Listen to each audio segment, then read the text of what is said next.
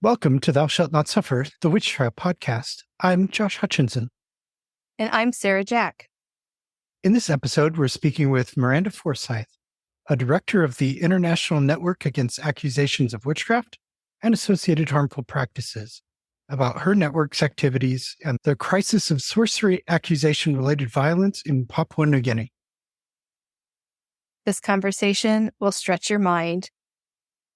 We'll be learning about the causes of sorcery accusation-related violence and what's contributing to an uptick in those harmful practices, and learn how sorcery accusation-related violence is like a wildfire.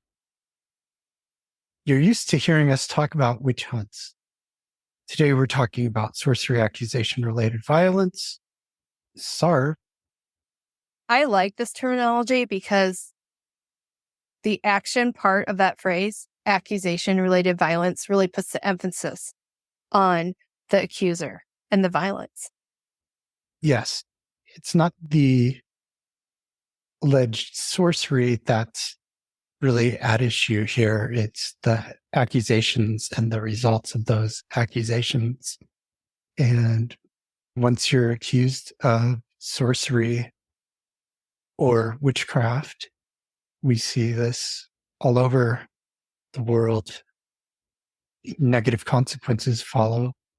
Even if you're not violently attacked, your reputation is ruined, and you often have to leave your community and seek shelter elsewhere. We learn about different solutions. The holistic approach is needed.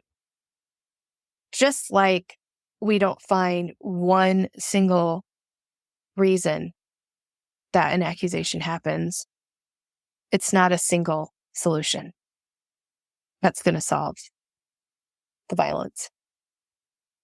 We all need to take action to stop violence, and every sector in government and civil society needs to respond to this to be a part of the solution.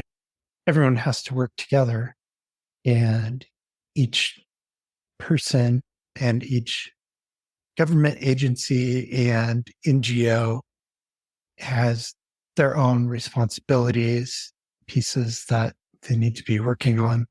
And so we'll learn what all those components are to a holistic solution. Learn about how the healthcare sector needs to be involved, the law enforcement and judicial sector, the civil society, private organizations and individuals, and community leaders, religious leaders all need to be involved to complete a solution. Did you hear that list? There's a good chance you fall into one of those categories. And if you don't, someone in your household does, or your neighbor or your friend. I hope this episode causes you to think about how your position in your profession or community gives you influence to do something about this problem, or urges you to reach out to your friend or family member who could have influence to benefit the efforts against this violence. I do want to just mention the National Action Plan, the Papua New Guinea Sorcery and Witchcraft Accusation-Related Violence National Action Plan. That holistic approach is being employed to solve the major problem, and that gathers people from many sectors and brings them all together. It's a well-informed plan. Yes. It's well-informed. There are many, many people working to implement it, and knowing that there are all these advocates and people willing to risk their own lives to save people from sorcery accusation-related violence. The National Action Plan and other action plans being developed elsewhere, between those plans and just the number of people wanting to advocate right now, I'm very optimistic that this situation is going to improve. Yes, when you listen to Miranda today, you're hearing research, you're hearing the outcomes of, informed tactics or strategies. Yes, many of these community level interventions in particular are having real impacts in their locations. And as more resources become available to the advocates, more of that work will be able to be done and more lives will be saved. Enjoy this enriching talk with Miranda Forsyth, a professor in the School of Regulation and Global Governance in the College of Asia and Pacific at Australia National University, and director on the Working Committee of the International Network Against Accusations of Witchcraft and Associated Harmful Practices. Can you explain for us what the International Network Against Accusations of Witchcraft and Associated Harmful Practices is? So that's a new NGO that I and some colleagues formed last year. And really, it was a way of bringing together individuals across the world who are interested in trying to combat the problem, the harms that come from accusations of witchcraft and associated harmful practices. And we really formed it in order to take over from the Witchcraft and Human Rights Information Network that was set up quite some years ago and that was run by Gary Foxcroft. He decided that he wanted to step away and do some other things. And we were conscious that that had been providing quite an important space, particularly for the advocacy around work at the United Nations. And so we didn't want that to disappear. So we thought, okay, then let's create this new network really in order to continue the work that Gary and Rin had been doing. The people who formed it, we really came together in 2017 when the special expert for people living with albinism convened a meeting in Geneva to really address for the first time the issue of accusations of witchcraft and associated harmful practices. And I'm using that language because it is a very difficult, the terminology is a really difficult part of this whole issue, as I'm sure you guys are very, very aware. And there was a lot of discussion about what language we should be using, what terms are appropriate, witchcraft or sorcery. How do we bring together the different agendas? So, for example, of particular interest for the special expert of people living with albinism are what were called muti killings or ritual attacks on people with albinism. Often that was done not as part of an accusation of witchcraft, but because of a belief that their body parts could be used either to bring good fortune or to heal some kind of a sickness. And so they would be mutilated in all sorts of really horrible ways. And so there was a desire to bring these various different agendas together, which all coalesce around harm that comes from beliefs in the supernatural. So that happened in 2017, that very important meeting, which then led the sort of a core group of people to work to develop a concept note and some data intended to really support a push for a special resolution on the issue of harmful practices related to accusations of witchcraft and ritual attack. And that happened in 2021.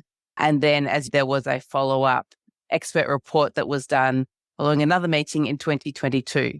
So the group of people who were working in that space really decided it's fantastic that there have been all of these announcements that have come out at the UN level, but there probably needs to be a lot of advocacy, a lot of networking around those different quite high level agreements in order to really make change on the ground. And so our network is intended to connect people, to share initiatives, to share information, and to try to get knowledge about that special resolution out into the broader public and down to the grassroots NGOs that we hope can really use it. Are there any other activities of the network that you want to speak about? So we've created a website, and the website is really intended to put in one place a lot of the information about these issues. So we've got a whole lot of videos from different parts of the world. Because I work in Melanesia, then I have to say that a lot of the content is from Papua New Guinea, but we've tried really hard to bring what we've found in other places as well. But to all of your listeners, if you've got other information that you would like to share with us on the website, we'd be really happy to have that. We're also trying to put out regular newsletters to let people know about what's been happening in that space, to encourage people to share their stories about what has been happening for them, as well as a way, again, of raising advocacy, but also just making people realize that they're not alone, because often being accused can be a very, very isolating and terrifying experience. And so we're hoping that by showing that this is a phenomenon that exists across the world, it impacts on wealthy men as well as poor old women and beautiful young women. Everybody can be a victim of this. And so we're trying to create that sense of a community. Some of our members have also been really successful in getting grants.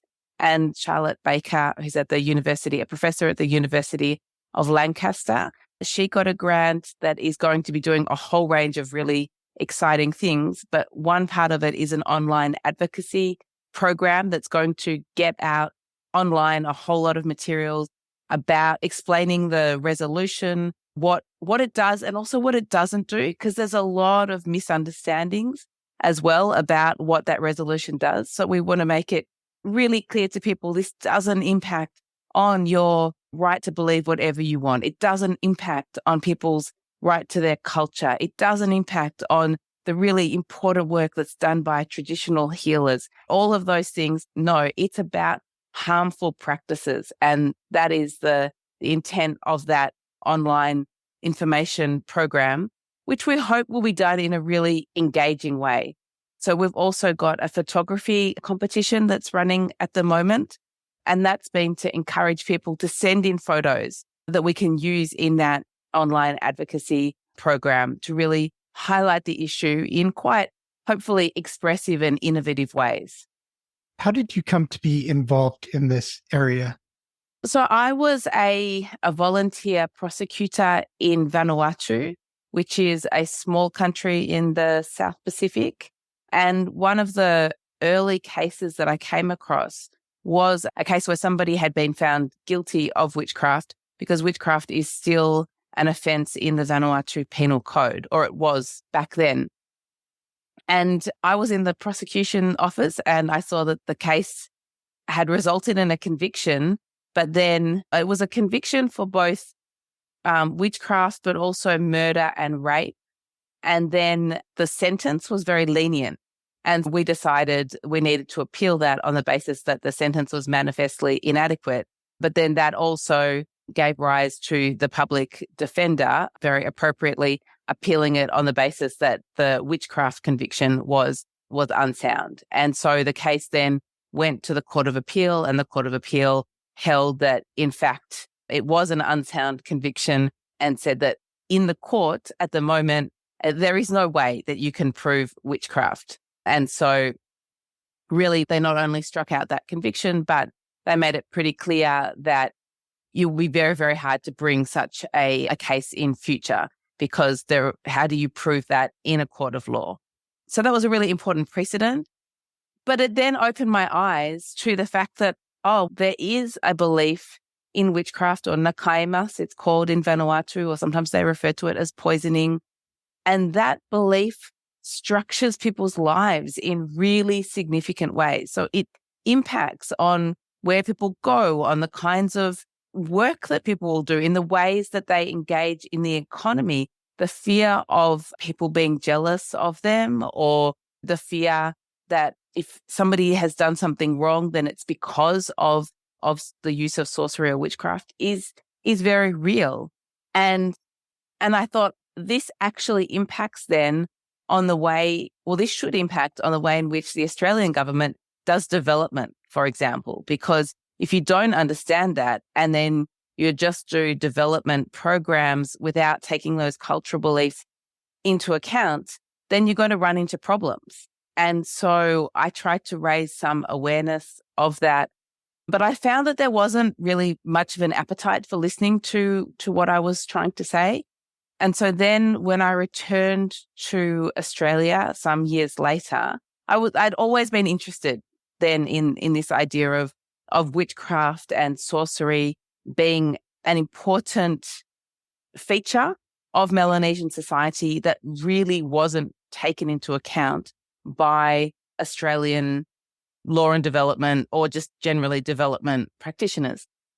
And so I was talking with a friend of mine back in Australia who works with a lot of people in Papua New Guinea, and he started telling me about the problem of witchcraft accusations in Papua New Guinea and how, whereas in Vanuatu, you'll have a murder that arises from an accusation of witchcraft maybe once a year. But in Papua New Guinea, he told me, no, this is happening on a really, really regular basis. And so together we thought, let's hold a conference in Australia to try to draw attention to the issue. And our target audience really was the Australian government, just to say that we need to put this as an issue on the radar. It's not a sort of a funny, strange thing. It's a really significant human rights issue that does need to be addressed. And it's not a matter of just saying, oh, people will be educated and the world will change and this will go away, because it just doesn't look like that's happening. And at the time that we decided to hold that conference, there was a very, very public burning of a woman in Papua New Guinea, Mrs. Leniata Kapari, that went viral. The images of her being burnt went viral across the world. So there was a lot of attention on the issue. And then some activists in Papua New Guinea got in touch with us and said, oh, we think that this also needs a conference in Papua New Guinea. And so we said, great, let's team up and hold another conference in Papua New Guinea. And so that was my first introduction to the issue in PNG. And that we held a conference in Goroka in 2013. And that brought together various different groups who were working on the issue. But at that time, we didn't have any shared terminology about it. We still had the problem that often people would end up talking at cross purposes. Some people would be talking about the problem of sorcery. Some people would be talking about the problem of the violence that comes from sorcery accusations. So it was a constant miscommunication that was occurring. But it was clear that there were enough people who were realizing this is a problem. We don't know the scope of it, but we're seeing it is resulting in this absolute misery for women, for men, for families being displaced, and something needed to be done. So I then became involved with the core leaders of that conference, and that journey has continued ever since, really. You spoke a little bit about Melanesia and what an important place that has in your work. Can you tell us what is currently going on in Melanesia with sorcery violence? Melanesia is made up of a number of different countries. I work primarily in Papua New Guinea, which is where the vast majority of really extreme violence related to sorcery accusations occurs. You do have, as I mentioned, these cases in Vanuatu and in Solomon Islands to an extent, but it's so much less significant than it is in Papua New Guinea. In Papua New Guinea, we don't actually know what the population is. It's between 9 and 17 million. It is expanding quite rapidly. There's a big youth bubble, and it is one of those countries that has got the resource curse that some people call it. So there are quite a lot of big mining natural gas projects, but in general, the levels of wealth of the population have certainly not increased as you would have hoped given the immense natural resources of the country. There is what some have called an epidemic of sorcery accusation-related violence in Papua New Guinea. We, after a number of years, managed to come to an agreement on that terminology, sorcery accusation-related violence, because it really identifies the fact that it is the accusation of sorcery that is the real issue that we are targeting. And we call it SARV for short. And it became clear that it is an issue. It's very hidden, though, as I'm sure, again, many would have told you on this program. And as you would know, a lot of these cases are just not reported. They're not reported to the police. When people go to hospital, they don't say that they had these injuries because of an accusation of sorcery, because that puts them at more harm of being reaccused, unfortunately. We've also heard of cases where patients are in hospital seeking care, and then groups will come in and take them out and re-torture them. We became aware that this is a massive problem, but we don't know the scale of it. So the only data sources that we have are the newspapers and the National Courts database that reports the few cases that are actually prosecuted, in order to try to understand what is the scope of this and who are the people who are being accused and what circumstances are they accused in and who are the perpetrators and what kinds of harms do people face and who tries to stop them and what kind of prevention activities occur and who looks after the victims afterwards and how are they reintegrated into their communities. Like all of those questions, we just didn't know the answers to. And so I've been leading a research project that's been trying to find the answers to those questions for the past 10 years or so. And we still can't exactly say how many cases there are, but we did quite a detailed case collection in 4 provinces over 4 years. And we documented 1,500 or so cases of accusation, and about a third of those led to physical violence. But of course, the ones that even didn't lead to physical violence, you still have stigmatization, which has an incredible psychological toll on people. People talk about the fact that they've got this brand on their forehead that they can just never, ever wash off or get rid of. Anytime something goes wrong in the community, then they are afraid that they are going to be reaccused. And causes an accusation. Okay, so I have come up with an explanatory metaphor to try to explain what happens, because it's clear that there is no one factor, right? This is a really complex phenomenon. So we have to understand that there are many things that come together in order for an accusation to occur and then to lead to violence. So I find it helpful to think of a wildfire and to think, first of all, of the idea that you need to have a conducive landscape, right? So for a wildfire, you need to have a dry landscape with lots of buildup of fuel. But for a sorcery accusation, the kind of conducive landscape, there's a cultural and there's a socioeconomic dimension to it. From the cultural dimension, you need to have a population in which there is a belief that if misfortune occurs, it can be the result of somebody using supernatural forces in a deliberate or an unconscious way. So that's the worldview, if you like, of an acceptance of a magical explanation for misfortune. But often that worldview will coexist with other worldviews. We call that worldview pluralism. So often people will be open to that explanation, but they'll also be open to a more scientific explanation or else to a Christian explanation of that it is God, for example, who's responsible for whether people live or die. So long as there is a magical worldview, then that's part of the conducive landscape. Then often you have situations where there is poverty, there is uncertainty for one reason or another. That might be because of increasing pressures on land caused by population growth or caused by drought, caused by earthquake. So those are some other features of that conducive landscape. Also, when you're thinking about the conducive landscape, you can think about things like ongoing land disputes. So the community is already somewhat tense. There's already antagonisms between different groups.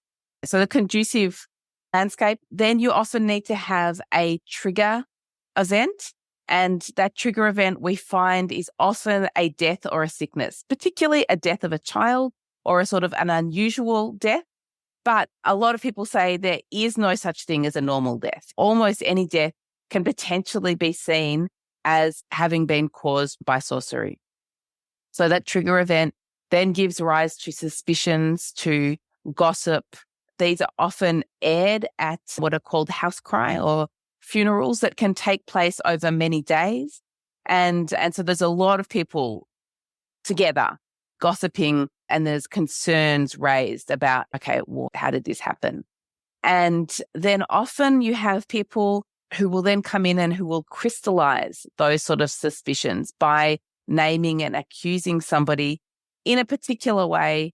And those people in Papua New Guinea are often called a glass man or a glass Mary, like a diviner kind of a person.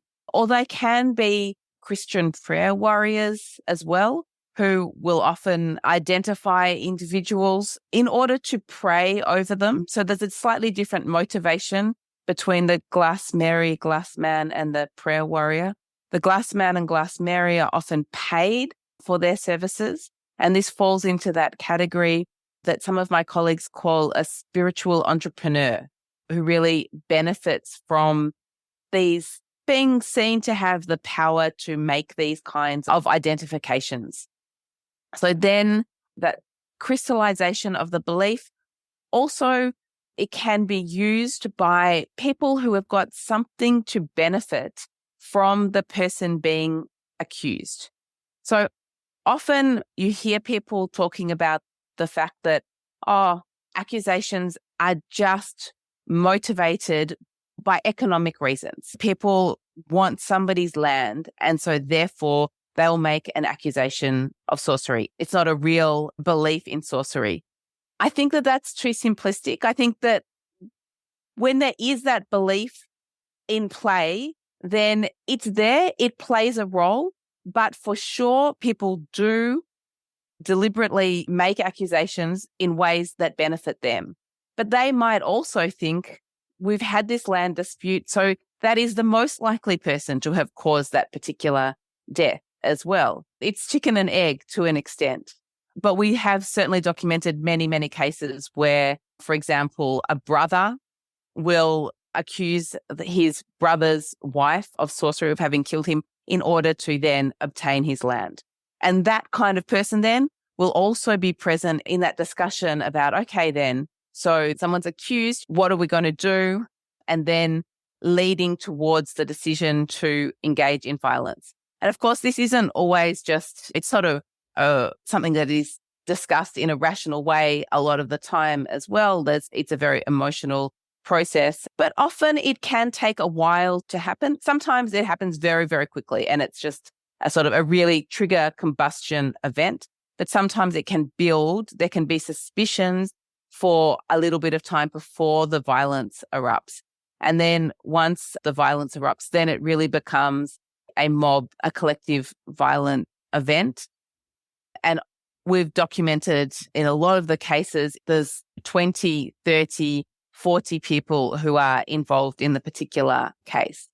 That's one pattern that we see. And the people who are doing the accusing, like in many other parts of the world, often have some kind of a relationship with the person who's being accused. So often it's a blood connection, and often there is already some sort of an ongoing tension. It might be over land, it might be because of a case of polygamy, or it might be a jealousy of one sort or another. The victims that we've found can be both, as I've said, men and women. It very much depends on the particular part of Papua New Guinea that we're talking about. In some places, it's almost entirely women. In some places, it's almost entirely men. And in other places, it'll generally be families that are accused. So you have both. When we've done our newspaper analysis, then we've found that it's about 50-50 overall, men and women. But that sort of general explanation doesn't take into account those regional differences, which really show that it is a highly gendered phenomenon.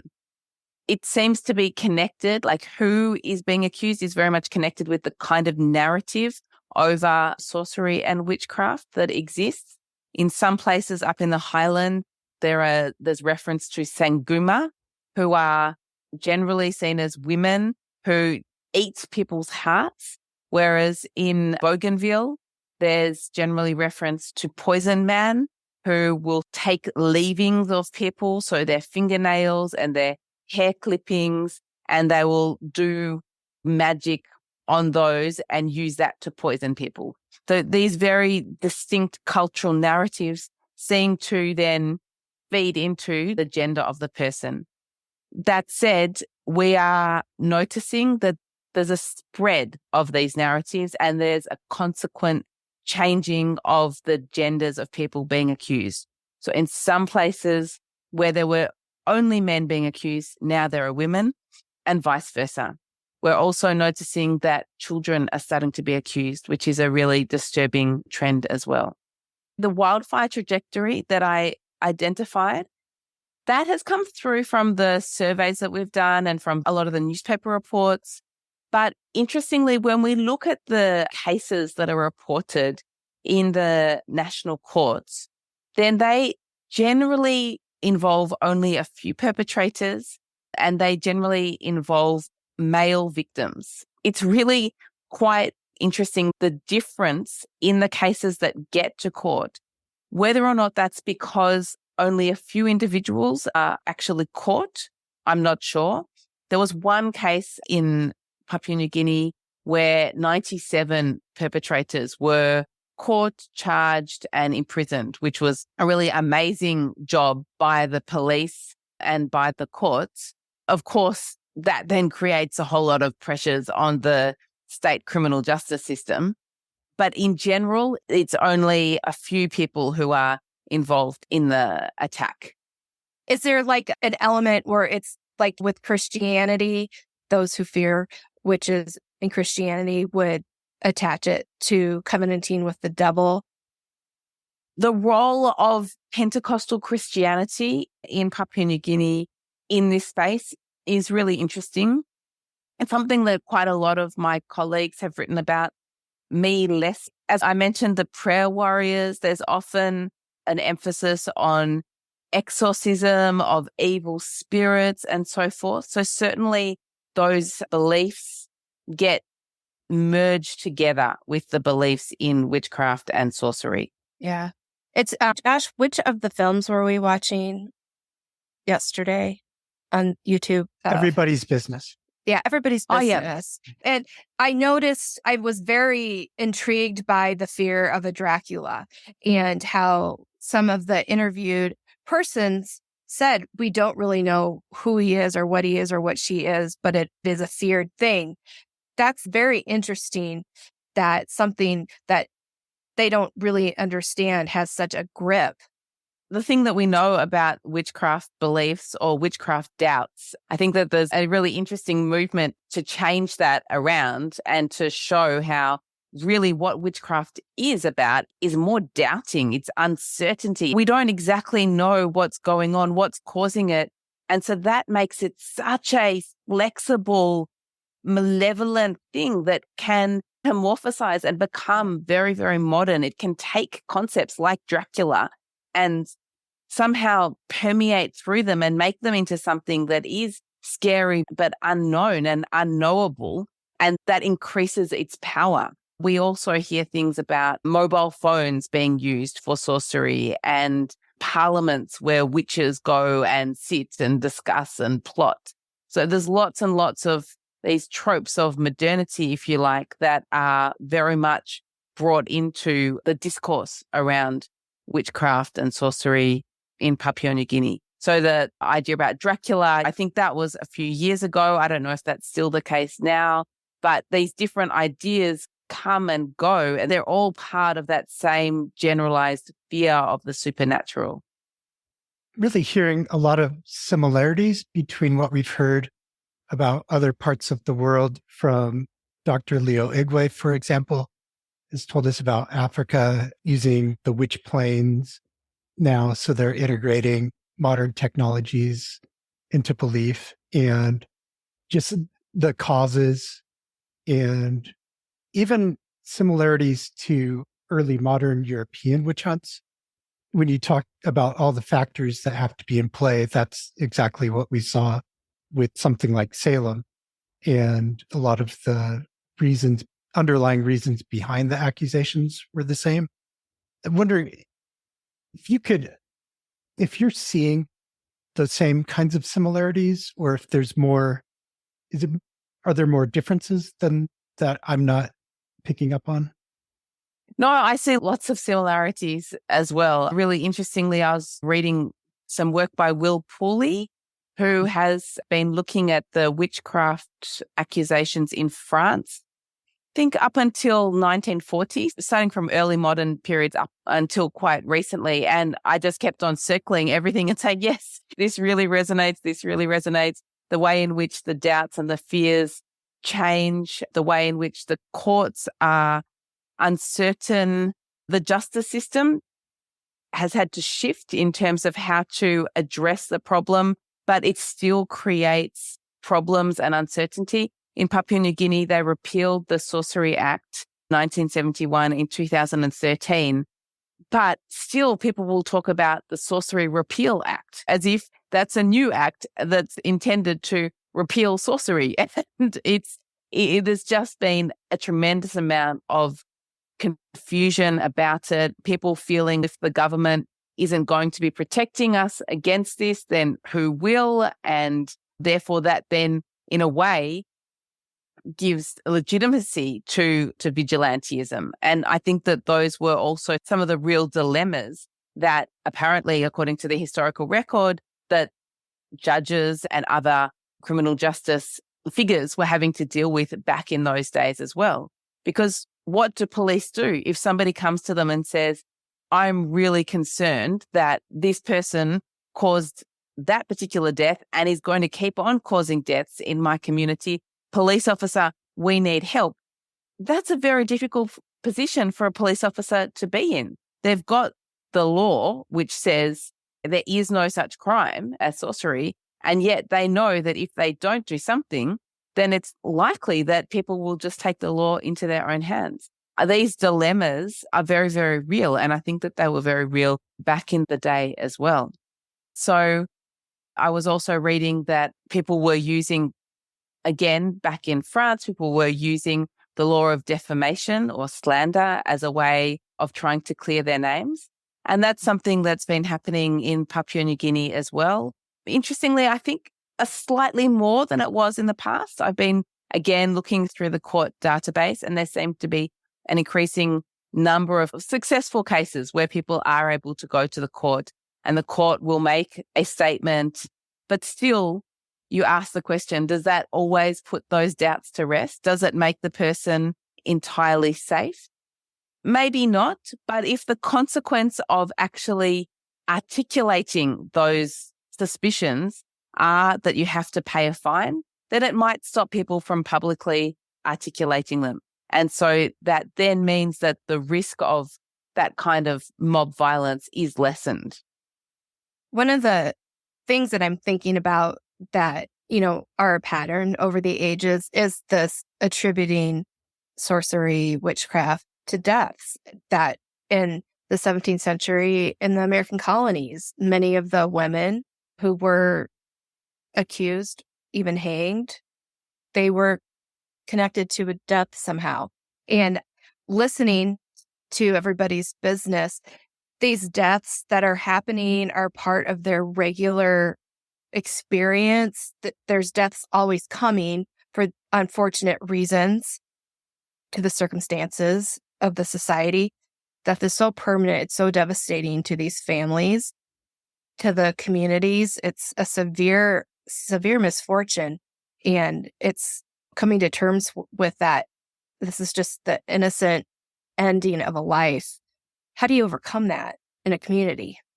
I think that's a really important point, Sarah. I think that it goes to the trauma that people often feel that when they're grieving, and there aren't trauma counselors in Papua New Guinea, there isn't a lot of support for people who have children, for example, who die. And one way then of somehow getting rid of those terrible feelings of despair and hurt is to make this accusation. Seems to be a way of releasing that torture that they're going through in a way that they can't in any other way. So I think that that is a really important insight.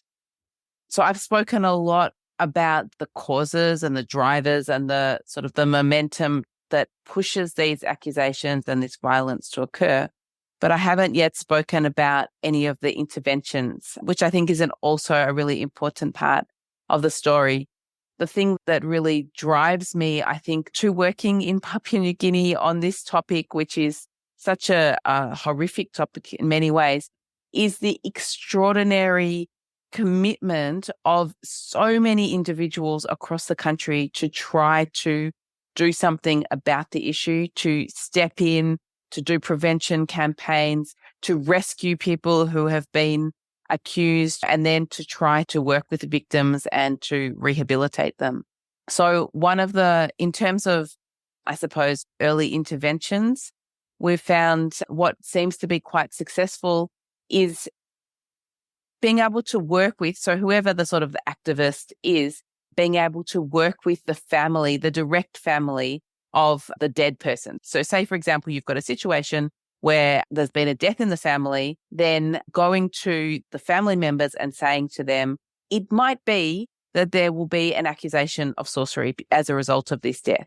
And it's really important that you guys stand up and say, we're not going to be making accusations of sorcery. So the activist needs to work with those family members, because those family members will have the moral authority to say no in a way that nobody else has that authority.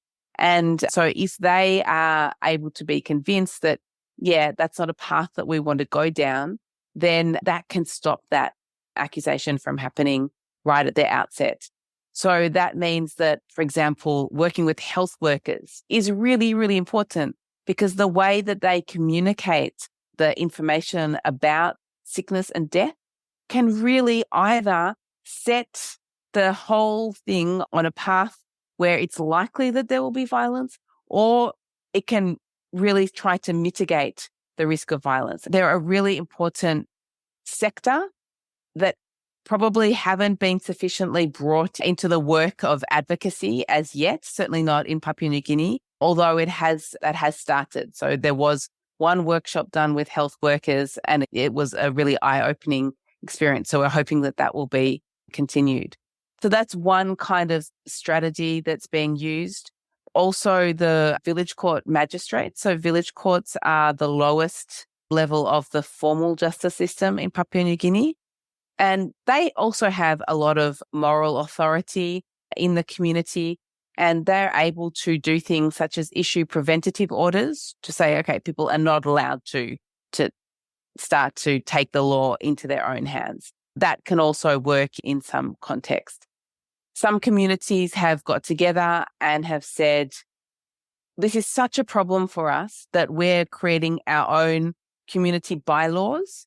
And so we're saying that there will not be any accusations of witchcraft in our community. And if there are, then people have to pay a certain fine. So they might also try to say, we're not going to do tribal fighting, and there's not going to be gambling, and there's not going to be drinking after 10 o'clock at night, and these kind of rules that work for the community. But often then they'll include sorcery accusations as part of those.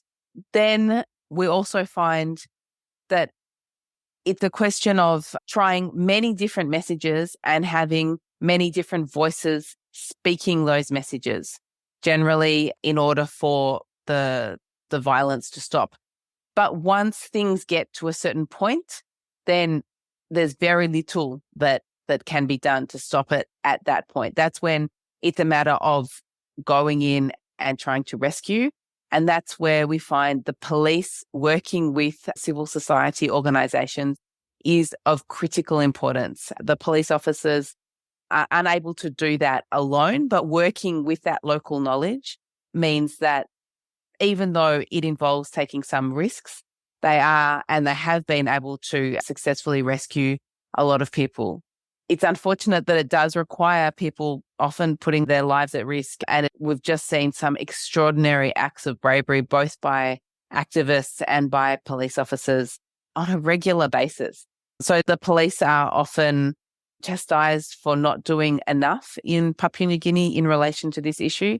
And there's no doubt that there are a lot of failings and there's a lot of challenges, but I think it's also really important to identify that there are individual police officers who on a regular basis go way beyond the call of duty in order to rescue people in the throes of these kind of violent attacks.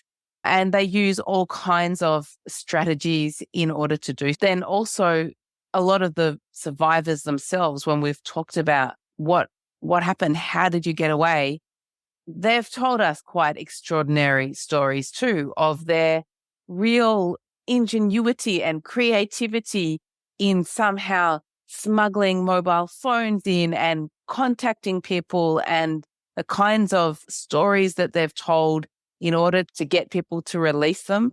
It's a testimony to the bravery again of those men and women, and some of them as well who talk about the fact that they're being tortured and they're asked to name others and they refuse. And again, I just cannot imagine what level of bravery that requires. For a lot of them, their Christian faith is very important and they talk about that as being something that somehow sustains them through it.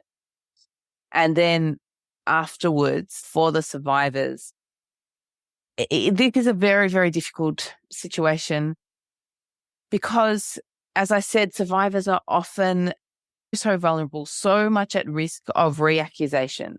And how do you go back into a community where people have been involved in causing that kind of extreme pain on you? This is for those who do survive.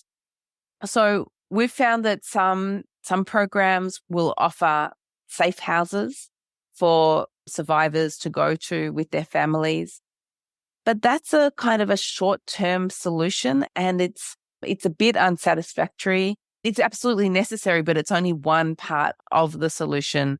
Then other NGOs have developed programs really to give a sort of a startup pack again for somebody who then they will move with their family into the capital city, for example, or down to another place, which can work, but sometimes as well there is a precarity because stories do follow people and it's hard to recreate a whole new identity. That issue of reintegration is a real problem.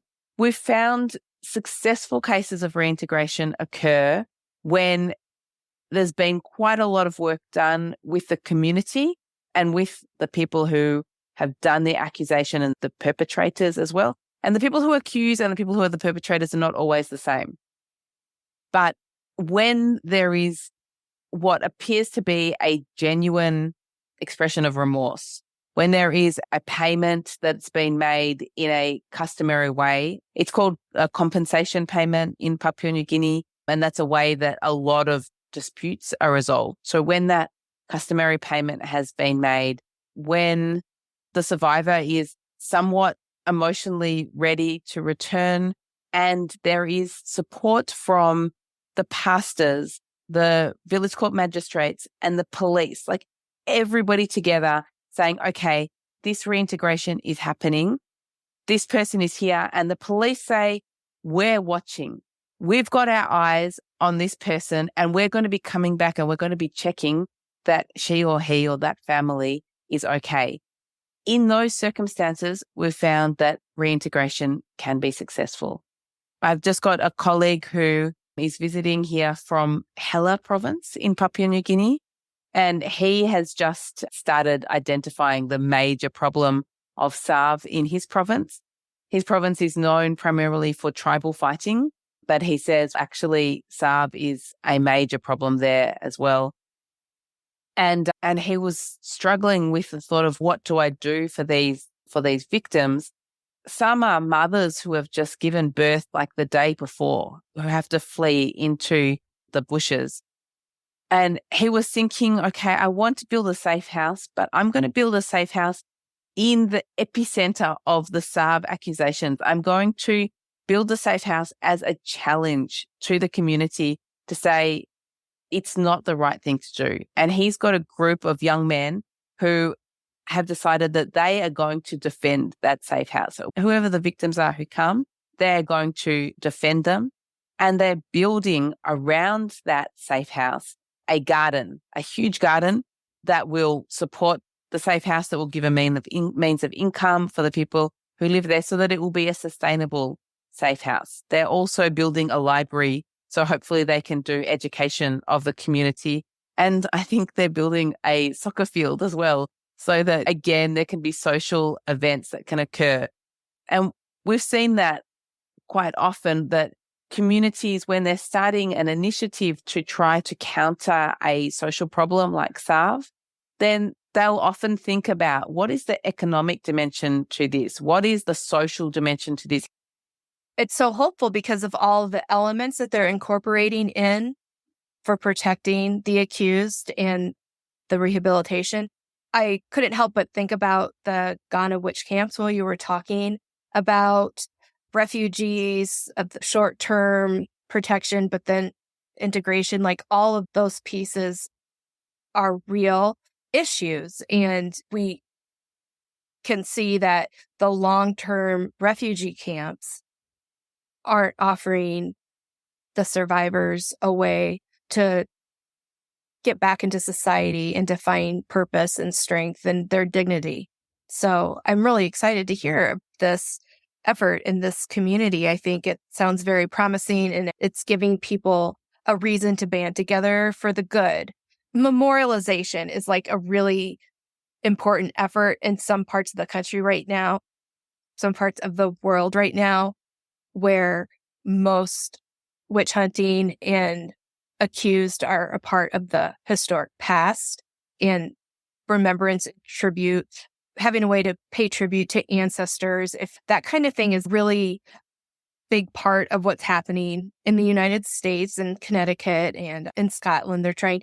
How does memorialization work in a situation where there is so much current accusation and violence? Is there a purpose for it? Is there a way that it could be beneficial? Yeah, that's a really interesting question. And as soon as you were saying that, what sprung to mind for me was the efforts by an activist, Ruth Kissam, who heard about, I mentioned that case of Leniata Kepari. She's a woman from Enga, and she found that Leniata Kepari's remains had been in the morgue in the hospital for a year. And she just decided, this isn't right. I'm not going to let this happen. And so she went and she got the remains and she buried her, and she made a sign and a plaque. And that was a really important moment for the movement. It really was somebody stepping up and saying, this woman has got a right to be buried, and we should all grieve for her, and we should all feel the sorrow for what happened to her. And I think that although that's just been the only one that I know of, it was very powerful. And Ruth has gone on to be an extraordinary activist for this cause. And so I think there probably is a role for that a little bit more. There's been a regular movement as well called the House Crime Movement, which is intended to raise awareness, not just about SARV, but also about gender-based violence. And so that's another way in which that happens on a regular basis. But probably there needs to be more of that kind of memorialization that occurs, because everybody, it seems, knows somebody who has lost somebody because of SARV. It is such a pervasive issue, unfortunately, in Papua New Guinea. I haven't spoken about the Papua New Guinea National Action Plan.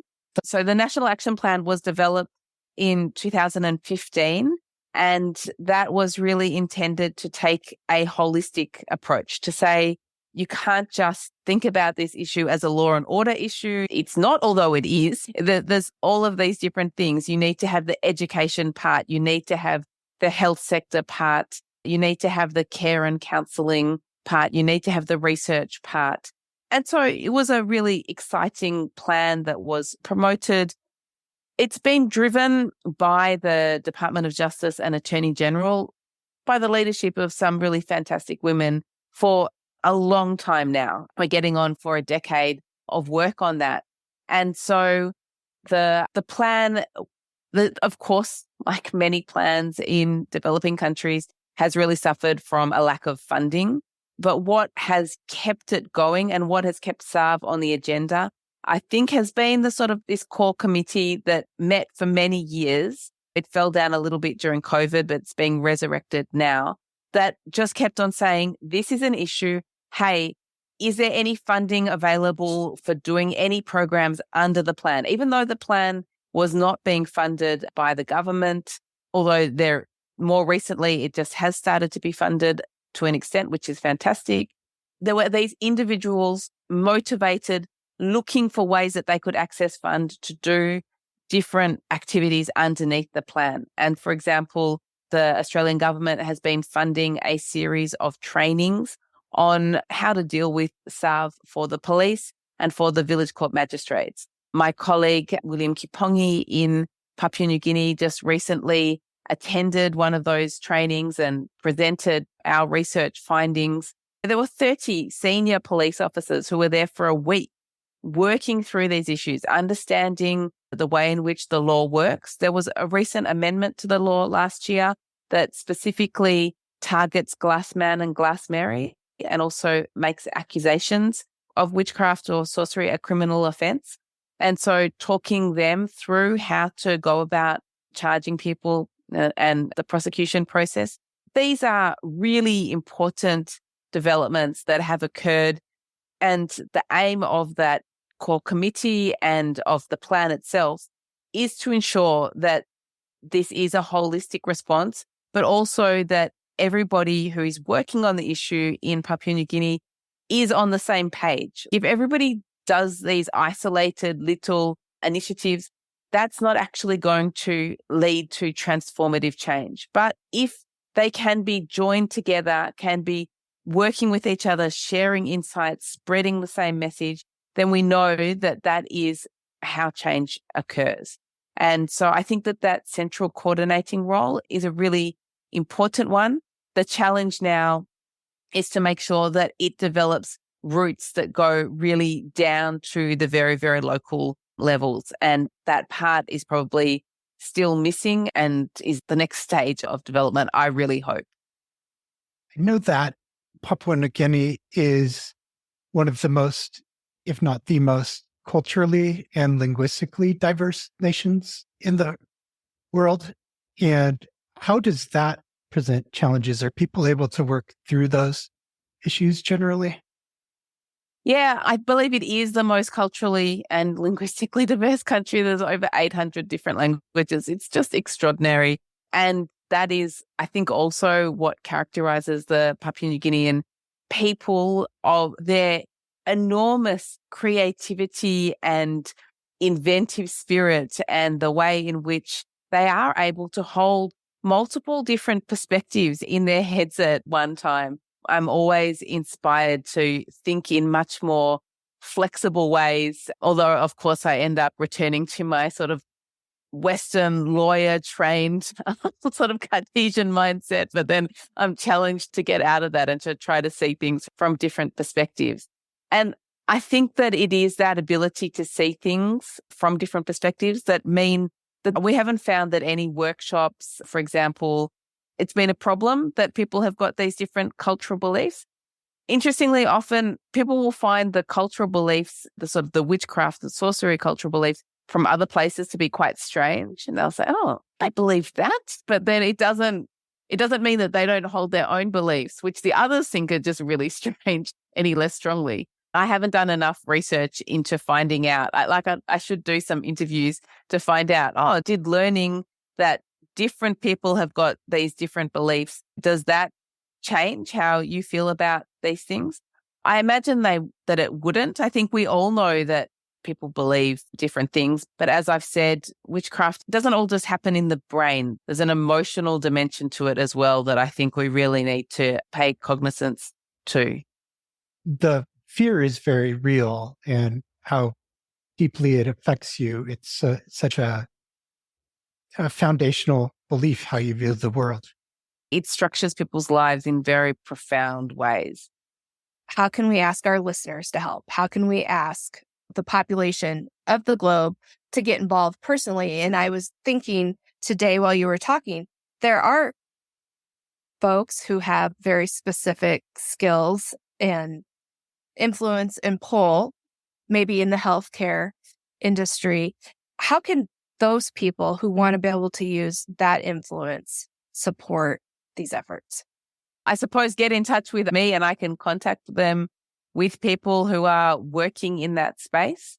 There is a group of scholars who are working with colleagues in Papua New Guinea to try to develop a program that would train those frontline healthcare workers in order to be able to better address concerns about sorcery and better communicate causes of death and sickness in ways that are going to alleviate the problem of sorcery accusations. So that's a program that I really hope does get funding. I know that they're putting in an application for that now.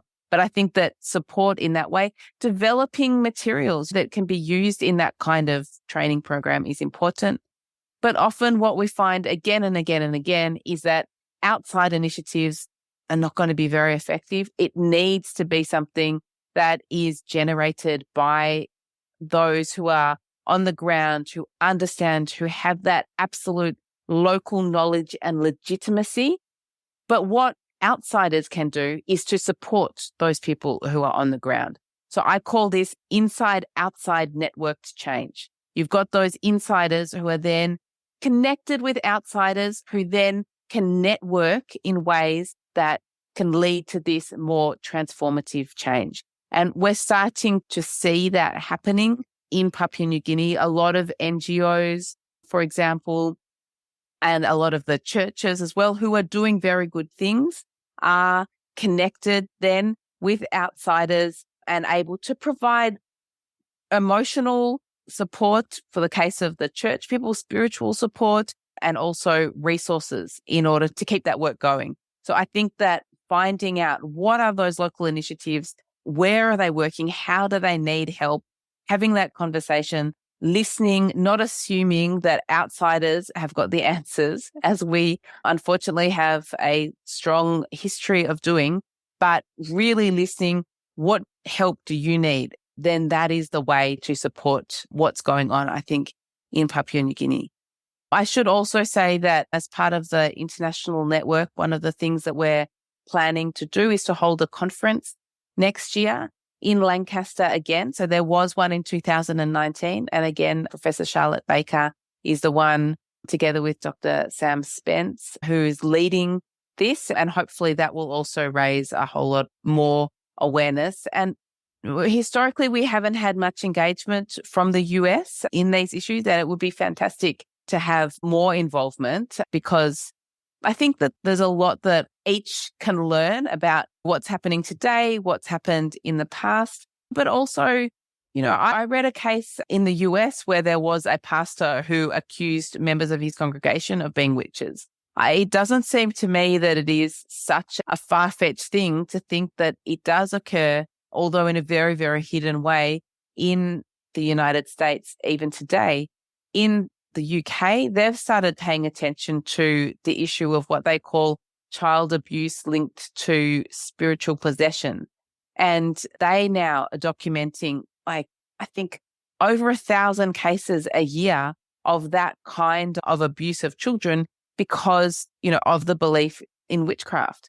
And these are contemporary issues that are in the center of the Western world, as well as in places such as Papua New Guinea. So all of us coming together and seeing it as a problem really that comes from the unfortunate human tendency to blame others, to seek to scapegoat when things go wrong, rather than to try to work as a community to address problems.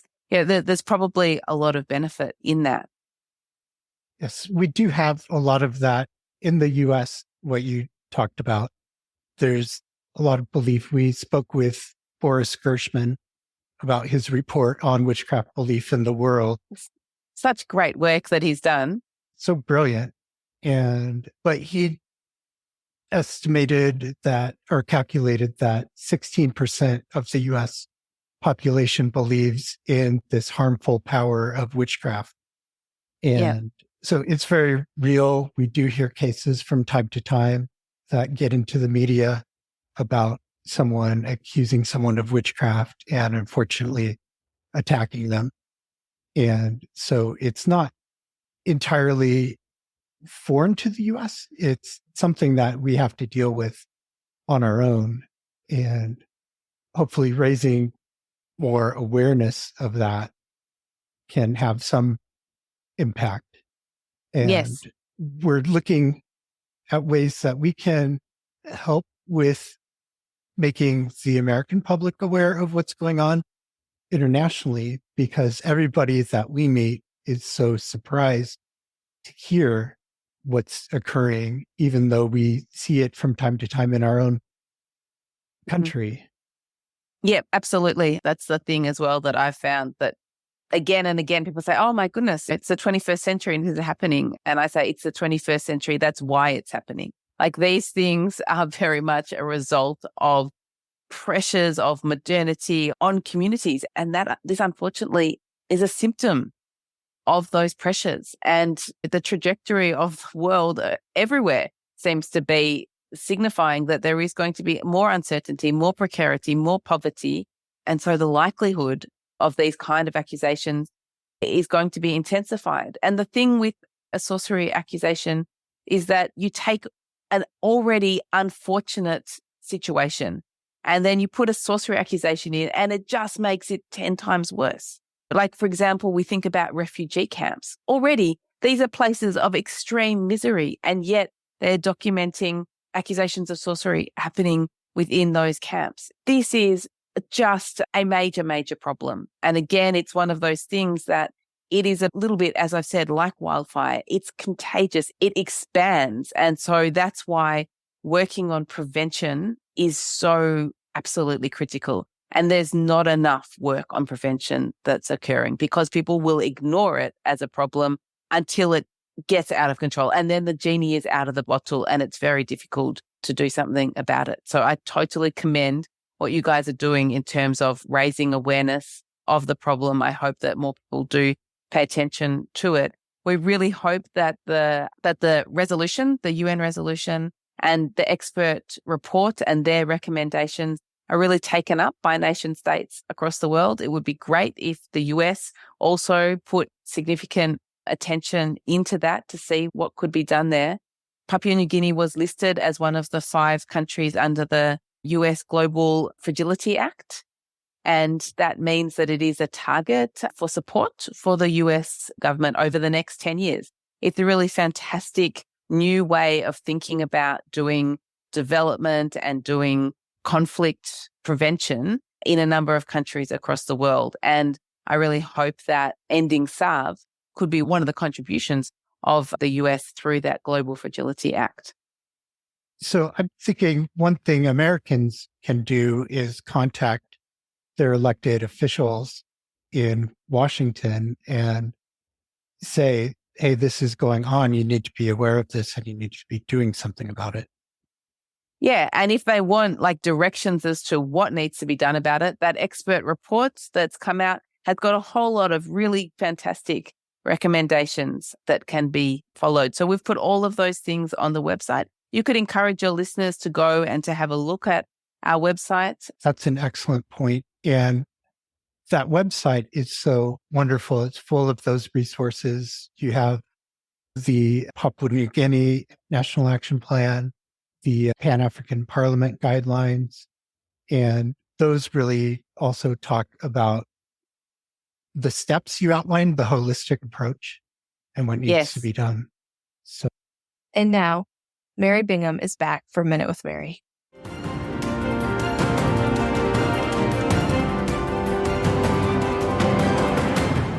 I spent a lot of time with my grandmother when I was young. She was the one who provided me with the gift of music and family research. I still have the cassette tapes of her telling me her childhood stories about her abusive stepfather, her passive mother, my wonderful grandfather, and so many other life stories which held my interest.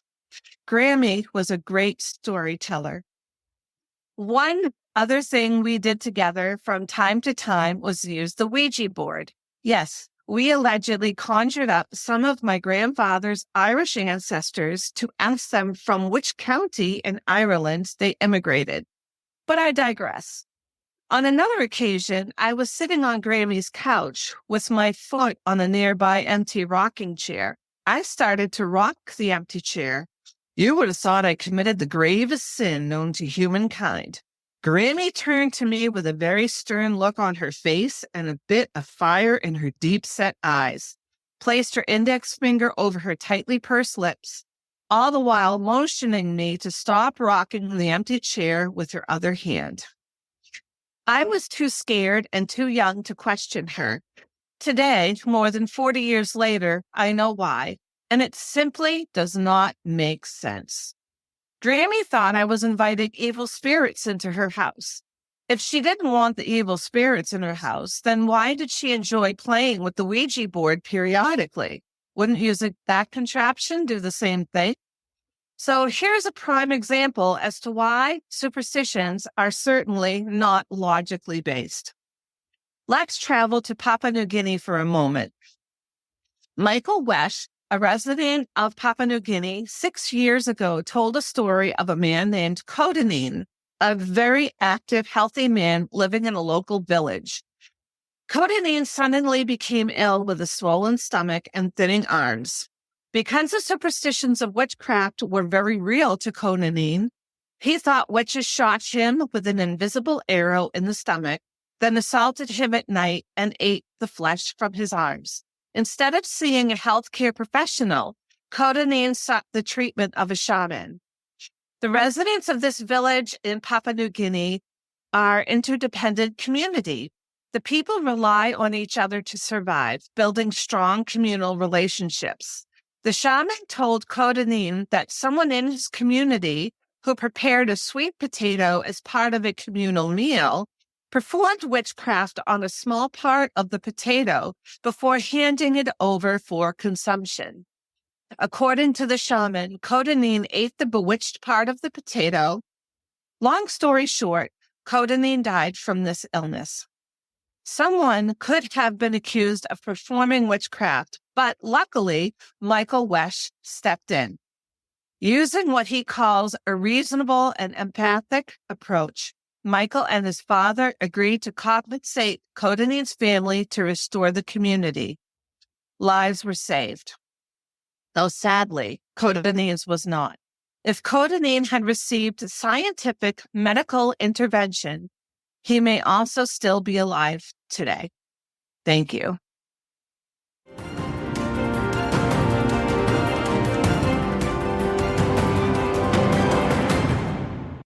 Thank you, Mary. Now here's Sarah with End Witch Hunts News.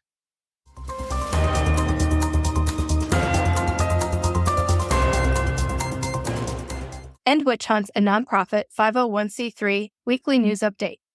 The following quote is from the wildfire story map that Miranda mentioned in today's episode. Quote, "Sorcery accusation-related violence is a worldwide phenomenon.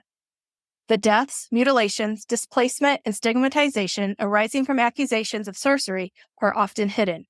It's time for a large-scale, coordinated response to what are not unique, one-off incidents, but in fact, a wildfire of sorcery accusation-related violence. There is an urgent need for courageous and consistent public leadership." End quote. How do we engage influential individuals in collective action against modern witch hunts? How do we motivate them to use purposeful and additional efforts to stop accusations against alleged witches? We start by talking about the facts, teaching the reality, and seeing ourselves as influencers. The impact of this violence is real and deep on precious families in our world. Instead of thinking of these victims as strangers who certainly experience different evil and look differently, strangers who must believe differently about the supernatural and sound differently, and strangers who clearly live differently and have different rituals and traditions. Intentionally think about them as part of a precious family. Is your family precious? When we look at the witch trial stories, like the one of Rebecca Nurse from Salem in 1692, do we think her family was precious? What about Sarah, Dorothy, and Dorothy Good Jr.? Do we believe that was a precious family? We do. The families that you heard about in today's episode are precious and need our help. When a mother, father, or child is targeted in sorcery accusation violence, the family unit is traumatized. The harm alters them forever. They need help from influential persons that can stand with them and help them intercede. Who are the influential persons that can intercede? Who are the influential persons that can stand with them? It's me, it's you, it's us. Take action in the specific ways that you know you can today. Join organized groups of people who are working as advocates against witchcraft fear and sorcery accusation-related violence. These advocates are people like you and me. They are people across the globe, from different cultures, different religions, and with different skills and professions. But they are coming together to protect the vulnerable. This diversity gives us strength. No one else advocating is just like you. What you hold back will be missing from the work. Please join us with your particular personal contribution. If you can contribute money, do it now. If you can write about what's happening, do it now. If you can talk about it from the front of your classroom or sanctuary, do it at your next meeting. If you can help your friends understand witch hunting over pizza and drinks, wait no longer. Get the word out that violence against women, men, and children is seeped in witchcraft and sorcery fears. You have heard specific ways that you can start advocating. You do not have to wait to get involved. It is everybody's business to take a stand against the violence humans endure due to the supernatural fears of other humans. Today's guest, Miranda Forsyth, has created a story map to help us better understand sorcery accusation-related violence. She portrays it as a wildfire that starts small but can become a raging inferno with sparks spreading to ignite fires everywhere. The story map draws upon her research into the levels of harm and nature of the victims, as well as highlighting how much fire can be effectively fought and ideally prevented. Go to our show notes today and click the link to the story map. Please be warned that the real-life content is graphic and upsetting and conveys the extremity of the violence that is occurring. Thou Shalt Not Suffer podcast is a project of End Witch Hunts organization. End Witch Hunts has specific projects to effectively fight these fires. We seek to prevent them in the future. We educate the public about witch hunts past and present and work to identify witch hunt mentalities and prevent injustice. We actively work to end witch hunts every day when we bring awareness through our social media channels and writing, when we offer education through podcasting, when we team up and seek innocent alleged witch exoneration and build memorialization with community partners, when we advocate for responsive public policies and additional efforts from government, when we address witchcraft fear. Partner with us as volunteers. Financially support these active initiatives with your giving. Visit endwitchhunts.org to make a tax-deductible contribution. You can also support us by purchasing books from our bookshop, merch from our Zazzle shop, or by subscribing as a Thou Shalt Not Suffer podcast super listener for as little as $3 a month at thoushallnotsuffer.com. Keep your eye on our Zazzle store as we're getting ready to offer some great new designs. Sport one of our awesome shirts and introduce people to the podcast or one of our projects by leaving your house looking cool.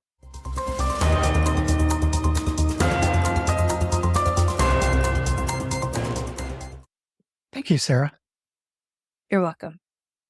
And thank you for listening to Thou Shalt Not Suffer, the Witch Trial podcast. Join us next week. Subscribe wherever you get your podcasts. See our full episode catalog at thoushallnotsuffer.com. Or to tell your friends, family, and neighbors.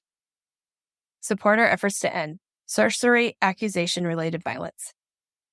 Visit endwitchhunts.org to learn more. Please rate and review on Apple Podcasts or wherever you're listening. And have a great today and a beautiful tomorrow.